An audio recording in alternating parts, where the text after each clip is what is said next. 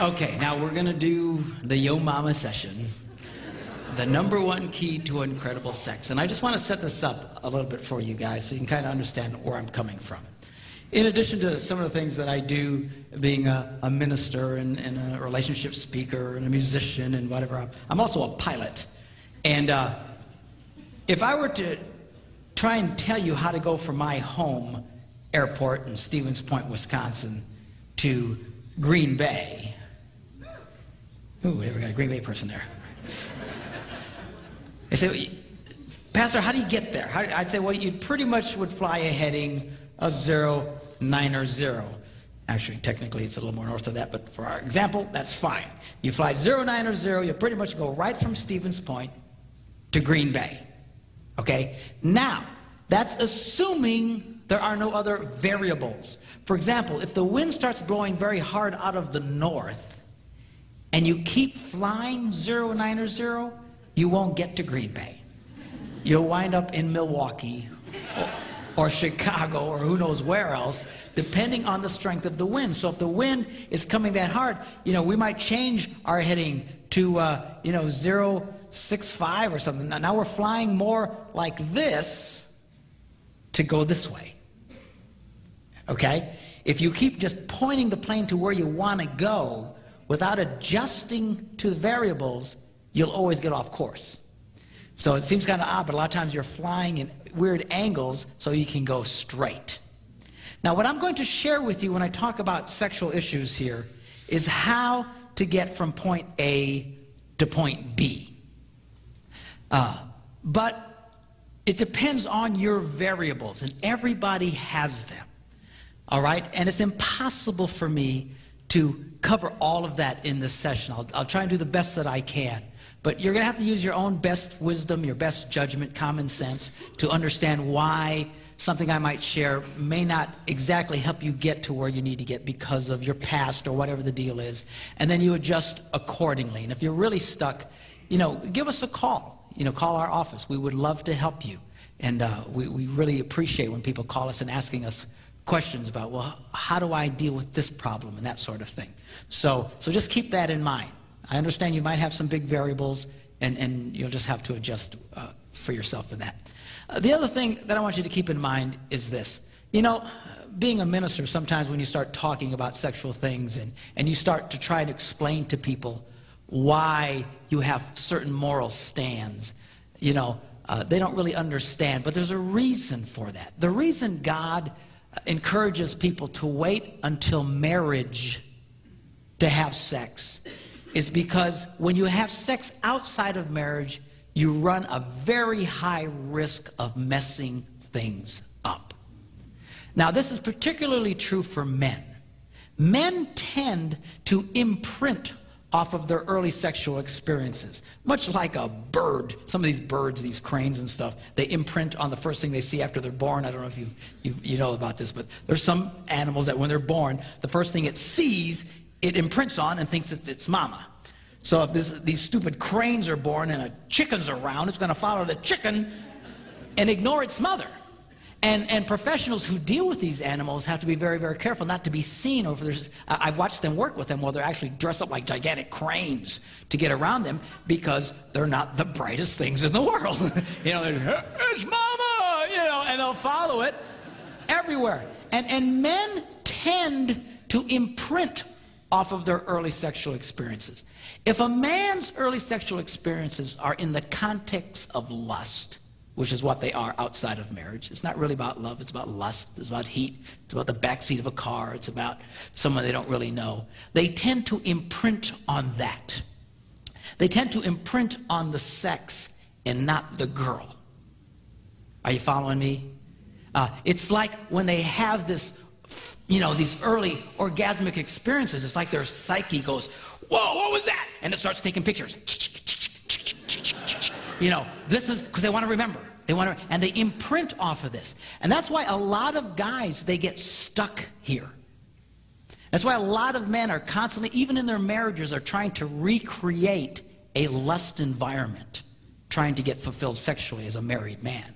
trying to force their wives to do things that a lot of them are very uncomfortable in doing. Why are they doing that? Because they're trying to recreate this thing. They're trying to recreate this thing. See, if a man's early sexual experience is in the context of marriage, where he falls in love with this girl and all these people gather together and they all approve of it, and they have this wedding, and they're in a church, and their God approves of it, and all their friends and family approve of it, and they have the biggest celebration of their life, and then on their wedding night and on their honeymoon he starts having these first experiences. Now he's imprinting on the girl, and he connects to the girl at a very deep level.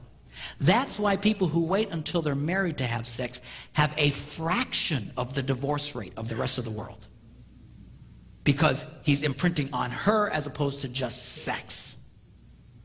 I met a man not too long ago who told me after a session, he says, I got a problem. I said, what is it? He says, I'm just not interested in sex, which to a Puerto Rican is very odd. And it's like speaking Swahili, man. I don't know what he's talking about. and I said, well, what do you mean? He says, I don't know. I'm just not interested in her. And then she's really upset with me. And I said, well, are you never interested in sex? He says, well, if we go out and have a nice dinner and go to a hotel or something, then I can get into it. And I said, let me ask you a question. Were you a virgin when you got married? He goes, no. And I says, were you pretty sexually active? His eyes kind of lit up. Well, yeah. And I said, why don't you tell me about it? What would be a typical experience? Oh, I'd find these women and pick them up in bars and take them out for dinner and go to some hotel. I said, do you see what you've done? You've so imprinted off of that you constantly try to go back there. You try to go back there. In fact, psychologists today, my whole sex culture that you get from experts is all lust-based, because they assume virtually everybody's already done this.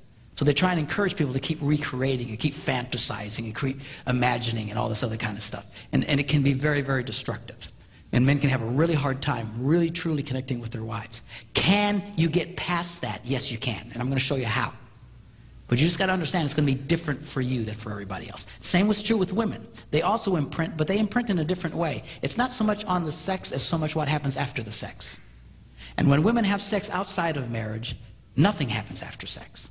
There's no connection. There's no follow-up. They imprint on that sex equals nothing. Sex means nothing. That's why so many married women have such negative attitudes about sex. What I was talking about last night, how this is such a key thing, they don't even comprehend it because they have learned falsely that sex means nothing. If a woman waits until her wedding night and sees how that is how she connects with this guy, she understands this means everything. This is a key. This is a very fundamental thing. Particularly, you feel very bad for women who've been sexually molested, because not only does it mean anything, their whole experience was forced on them, and that so has such an impact. Those early experiences are so important. It's not like God is embarrassed about sex. God is not a prude. He's seen you naked. He can handle it. It would really freak me out, but he can handle it. Some people say, yeah, you shouldn't have sex before marriage. Yeah, it's just puritanical nonsense. No.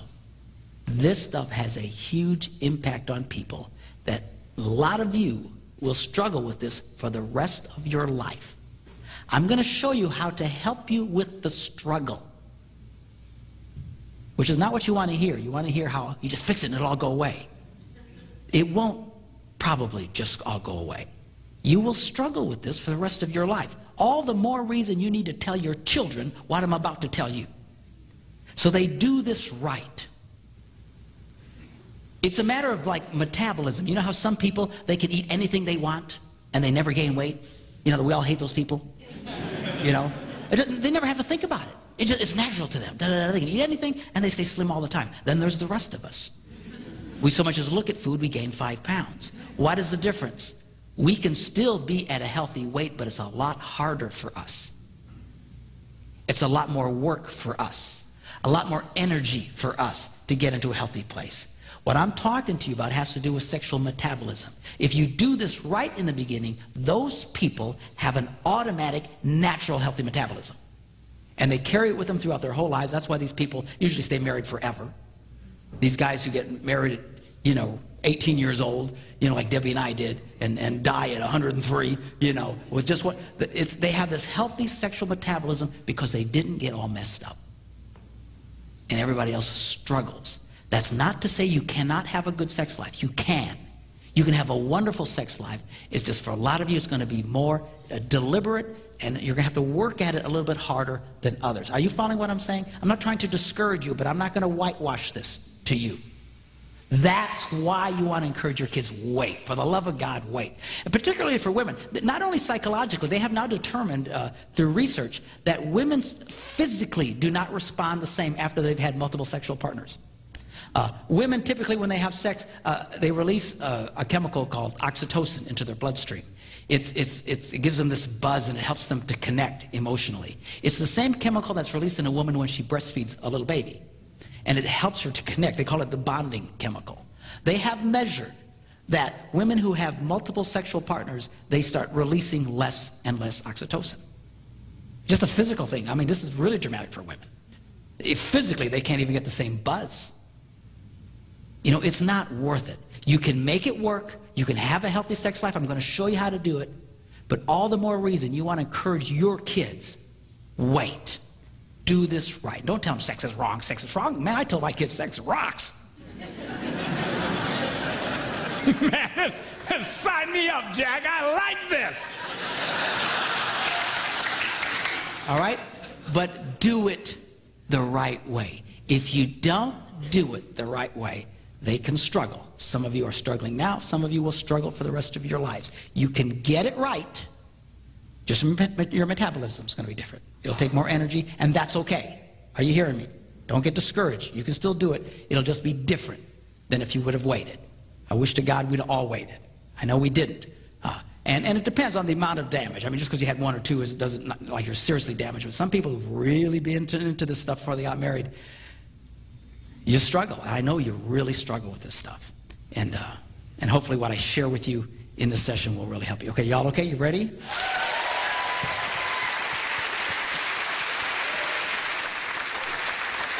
Now what we're going to do is we are going to focus on the woman. You say, why is that? Because she's a lot more complicated than you.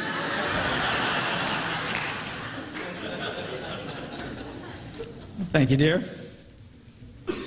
So we're going to focus on what it takes for a woman to experience great sex. You see, all a man needs for great sex is for you to show up.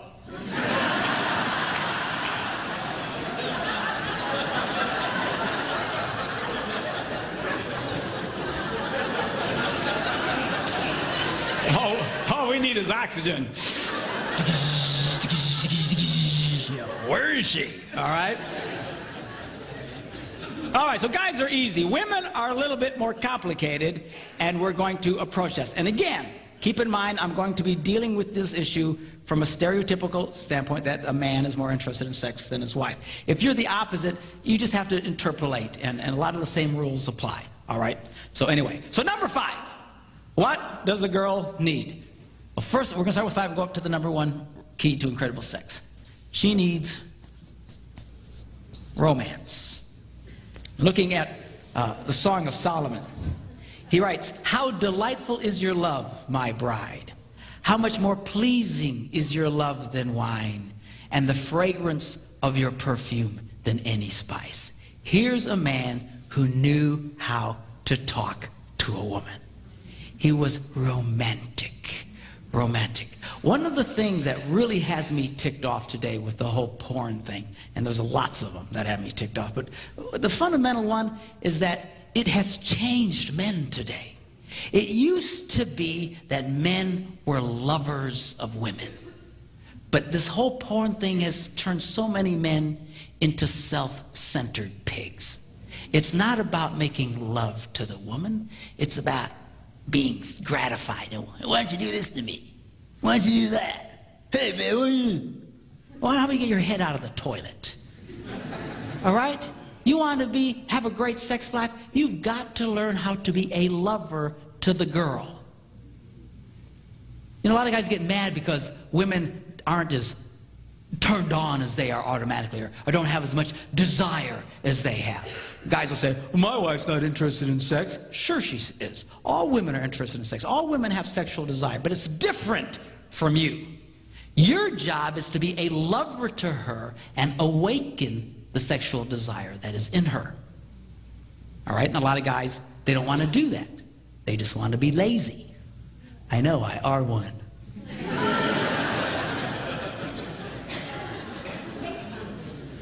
The guy should focus on the girl.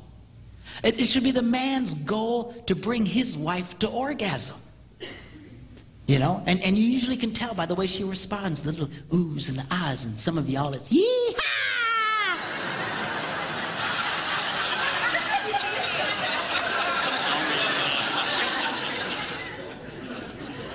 Of course, a lot of women say, well, I'm so embarrassed. I couldn't do that. You know, and I say, girls, if your husband has to constantly ask you if you've been to the promised land, you ain't communicating.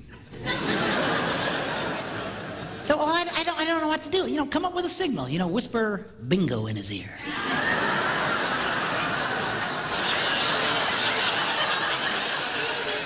It makes for great code later. You can talk around the kids. They have no idea what you're talking about. Hey, baby, you up for some bingo later? Yeah, I can do some bingo, you know. Your kids will say, man, you ever see mom and dad play bingo? What's with the bingo thing, you know?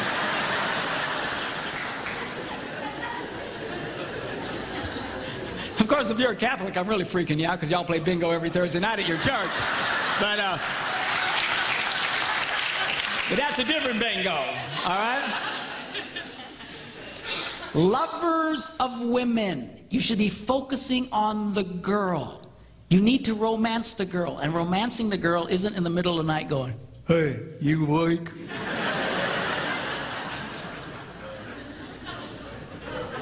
Say, well, I'm interested then. Well, you know, look, if your wife likes you waking her up in the dead of sleep, then go for it. I don't care. The minute you feel turned on, you don't have to be immediately gratified. All that's doing is God reminding you, be nice to the girl. Be nice to the girl. Be nice to the girl. All right? And then that should kick you into your romantic mode, not your, hey, come here, baby. Help me out, will you?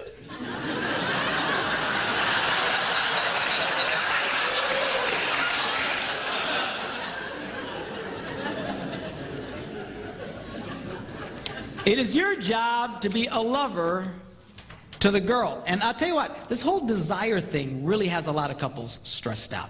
Because we've always heard, you know, all of our lives and all the books and all the sex education, this is how it works. You know, desire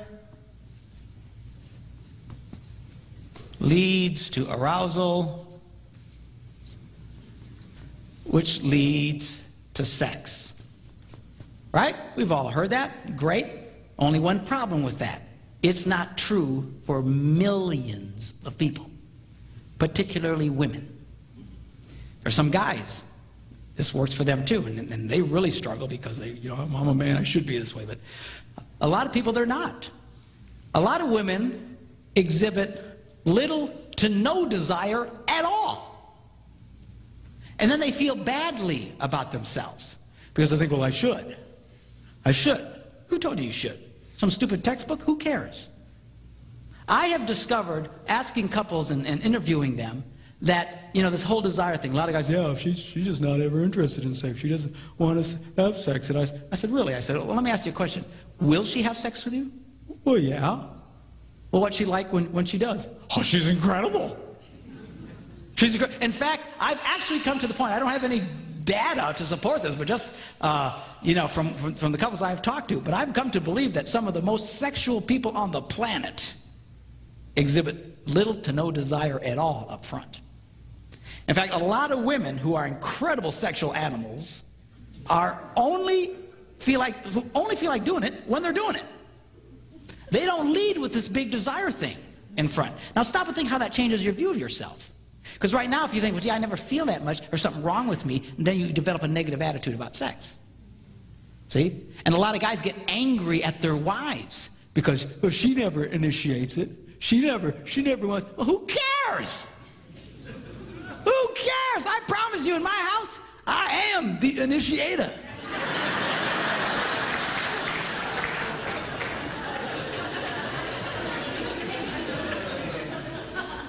I am the initiator.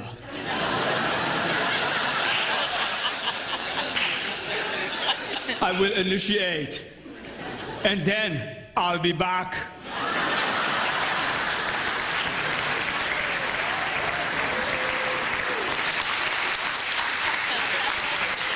Who cares? Who cares? This has really got a lot of people messed up. I'm telling you, a lot of women, it's just not there until you start waking it in her. Okay? So you've got to learn to be a lover to the girl. Learn how to awaken the desire that is in her.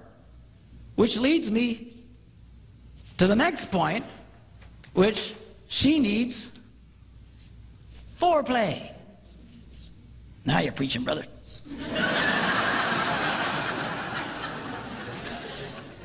And let me say this to you. You know, a lot of guys' way of initiating sex is they'll ask their wife, you want to have sex? And the answer more often than not is, no.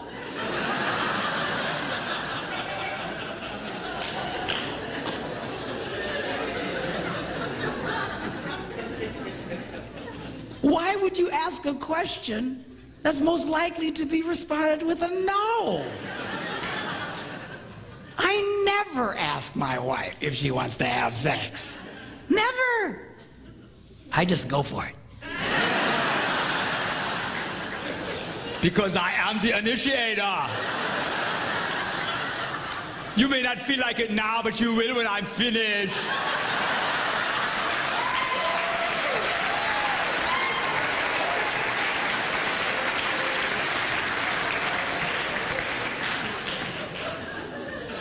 Man, if your idea of romance and foreplay is, you want to have sex?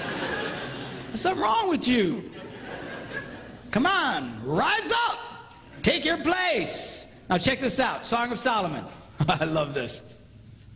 He writes, your stature is like that of the palm tree, and your breasts are like clusters of fruit.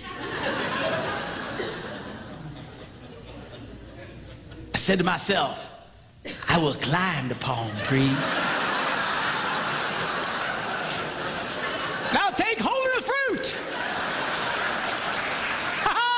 Hallelujah!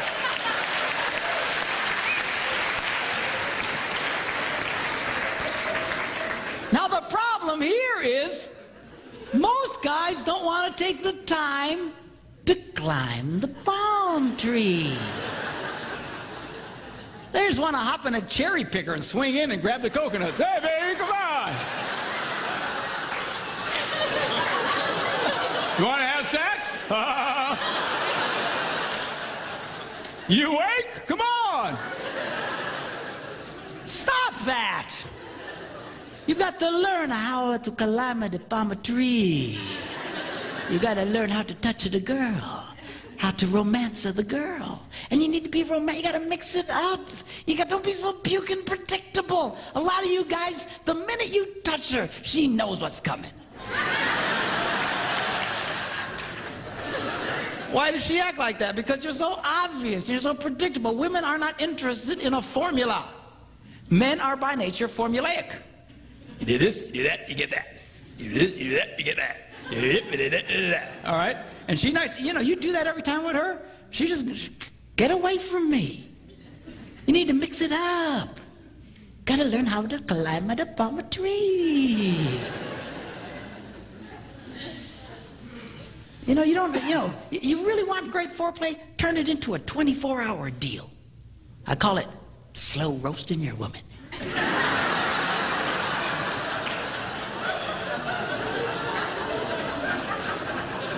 Man, it rocks! Don't be in such a hurry. Kiss the girl, leave her alone. Flirt with the girl, leave her alone. Touch the girl, leave her alone. Keep her guessing. What's going on? What is this?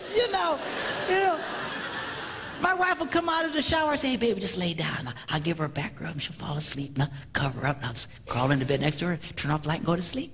So I couldn't do that, Pastor. I'd go blind.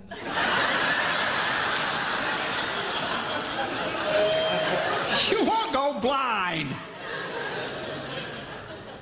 You've got to learn how to climb it up on a tree. Take it a time. Don't worry about this desire thing. You see, you know, I'm waiting for her to have all this desire on front. Stop. You're going to be a very old man before you have sex again.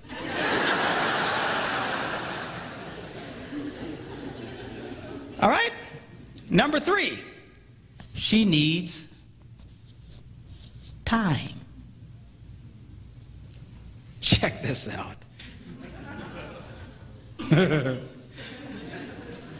He says, how beautiful you are, my darling. Your eyes behind your veil are doves. Your hair is like a flock of goats.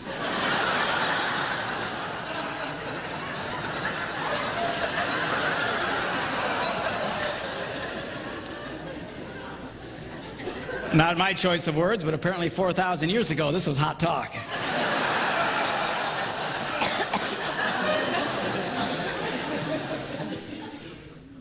Your lips are like a scarlet ribbon. Your mouth is lovely. Your neck is like the Tower of David. Your 2 breasts are like two fawns, like twin fawns of a gazelle that browse among the lilies.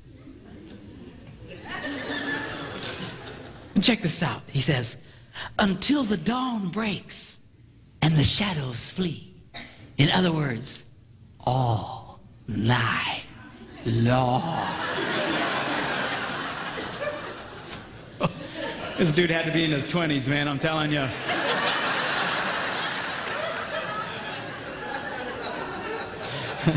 This Puerto Rican's way past all night long, I gotta tell you right now. But all night long. What's he gonna do all night long? He says, I will go to the mountain of myrrh and to the hill of incense. Where exactly is that, Pastor? Let me explain it to you. If you look in the back of your Bible where they have all those nice maps of the Holy Land and stuff, you can look as hard as you want, you won't find Myrrh Mountain anywhere. So, well, where is it? Well, I'll think it through. Talks about her hair, and her eyes, and her nose, and her lips, and her neck, and her breasts. Ends up at Myrrh Mountain. Where do you think it is?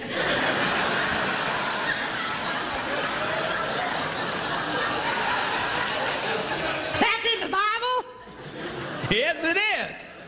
And the wild thing is he's there all night long. Which brings me to a very delicate subject. And for the love of God, don't raise your hands or point out anyone. But this is a problem for a lot of guys. I was watching this TV show once. My wife was in the hospital, and I was in the hospital with her, and we're just kind of killing time watching TV and flipping through the channels and all these daytime shows and different chick shows, talk shows, and we hit this one, and the lady says, today we're going to be discussing why women have a difficult time achieving orgasm. I said, okay, I'm in.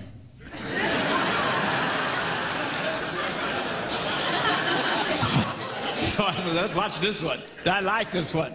So they have these women, and they have these psychologists and these doctors, and they're all, what's wrong with us? What's wrong with us? You know, women, what's wrong with us? We stink, we stink, we stink. And then they would go to the commercials, and they would do these teasers where they would ask a question and then give potential answers, and then you had to wait until after the commercial to get the answer, right? It's a teaser, make you stick around. Well, about halfway through the show, they asked this one question. What is the average length of a man's sexual experience? A, 2 minutes, B, 10 minutes, C, 20 minutes. And it went to commercial. I looked at Debbie, and I said, you know what the answer is? She goes, no, what? I said, 2 minutes. She goes, oh, it is not. I said, you watch. Came back, and ding! 2 minutes. And then they went on. What's wrong with us? How can we have a hard time achieving orgasm? Hello, did you see the screen? Now do the math. If a woman needs anywhere from 7 to 14 minutes, and a boy's done in 2 minutes, you got yourself a math problem.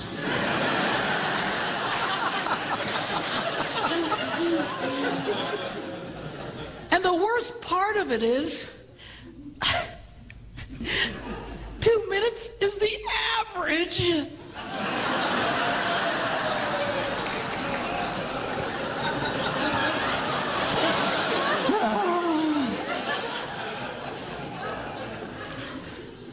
Now, guys, you can do better than the 2-minute drill. There's all kinds of things you can do. There's all kinds of books. There's all kinds of helps. There's exercises you can do. And I don't like exercising, but this stuff I can do.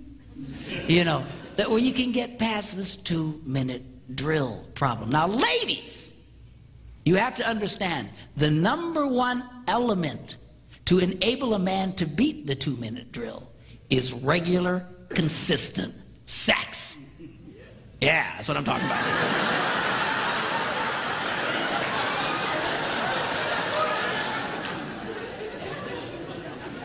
You make a guy wait for 2 weeks, and he ain't gonna last 30 seconds, for crying out loud. All right, you need to help this boy become a lover to you. You gotta help him get his stamina up, all right? But you gotta be focused on the girl. Now, if all you are is focused on yourself, a lot of guys, that's 2 minutes is more than enough time. It's all about them. Oh, get my release, okay, thanks. And then they wonder why she doesn't want to have sex later. Well, it's a drag for her. I know women who've been married their entire married lives who've never had an orgasm. Never. But who'd been married before and knew what an orgasm was. They knew what I was talking about. Come into my office, and I don't know. I said, well, let me ask you a question. Does he ever ring your bell? No. So have you ever had your bell rung? Yeah. So she knew what I was talking about. Been married before. So let me ask you a question. When he makes love to you, she goes, yeah. I said, 2 minutes or less. She goes, how'd you know? I mean, come on, guys. We can do better than the 2-minute drill. All right? #2, she needs privacy.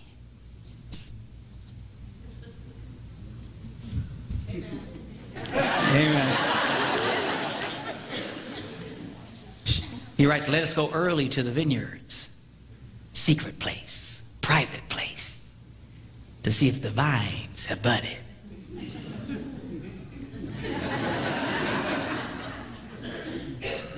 If their blossoms have opened.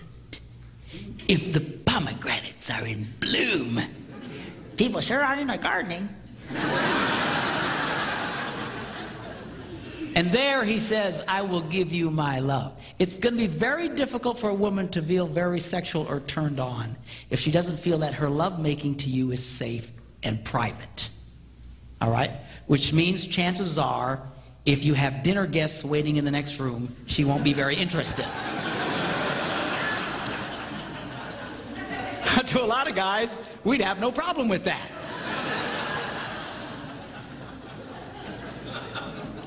Make yourselves at home. There's Doritos in the cupboard. We'll be with you in a little bit.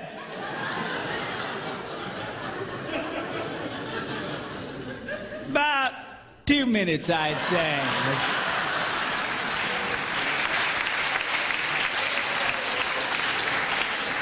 You're not going to be interested in that, you nitwit. That's why for a lot of women, just having children makes it difficult for them to feel very sexual. I call children the anti-sex. Because they're always around. They're always around. It's always around. And it's hard for them to feel very sexual. You got to work with her on that. And ladies, you know, there's locks on your doors. Use them, you know. You can't just neglect the sexual needs of your husband until they're 18. Don't worry, honey. They'll be gone eventually.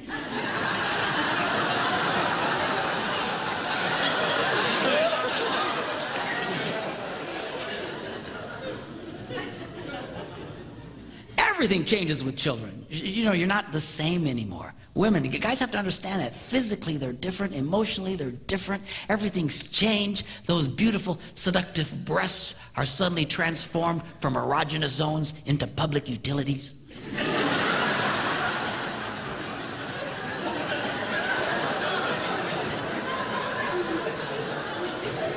And guys, she's being touched all day long.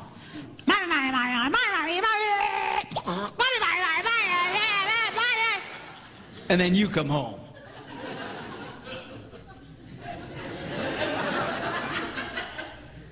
Hey, baby.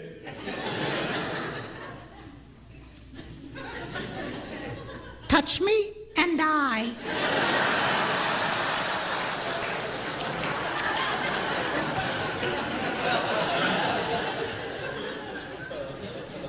You know, you hang a couple of monkeys from your testicles all day long. See how you feel at the end of the day. I'm good. I'm good, thanks.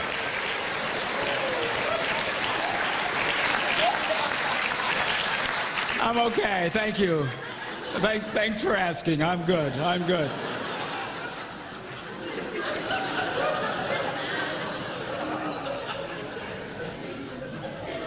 Boys, she's not the same, but girls, he is.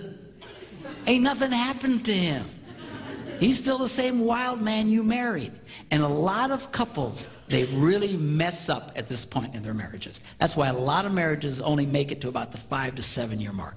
Just long enough for the rugrats to come in, upset the apple cart, and you fail to make the proper adjustments. And it destroys the relationship.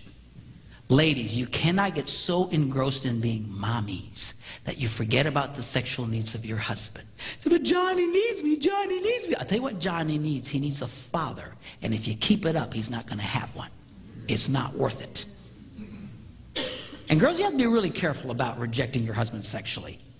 I don't know if you're aware of this, but for most men, as few as 3 or 4 rejections in a row, and he'll begin to shut down sexually. If you have a husband who argues with you about sex, consider yourself blessed by God. Because at least you keep it on the front table. But a lot of guys, they just shut down. I have women in conferences like this who come up to me, tears running down their faces, saying, I did that to my husband, now he won't touch me. It's not worth it. Why do you think all the jokes on TV are about the young, sexually frustrated man, but the older, sexually frustrated woman? Because she comes back to life, see? You're going to come back to where you were, but now he won't care about you anymore. He won't feel safe to be the initiator anymore. And it's going to, you say, well, what do we do? Everything, you know, it rarely ever goes back to the way it was. You might have to turn into the initiator. I mean, it's not worth it. You younger ones, watch yourselves during this time. I understand you're tired. And guys, get a clue. The girl is exhausted. Give her a break. Let her rest. They just did a survey on USA Today weekend, this weekend. I don't know if you saw it. But they said, what were men's #1 interests? It was sex, food, and sleep. And they surveyed women, and their top 3 interests were sleep, food, and sex. I mean, you're being traded in for a cheeseburger, Jack. You know what I'm saying?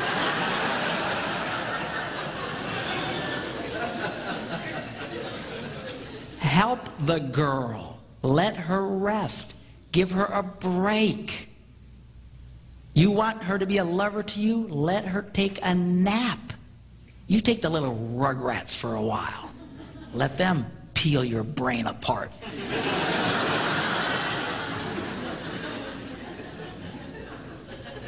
All right? And all of this now leads us to the #1 key to incredible sex, which I will give to you right after this break.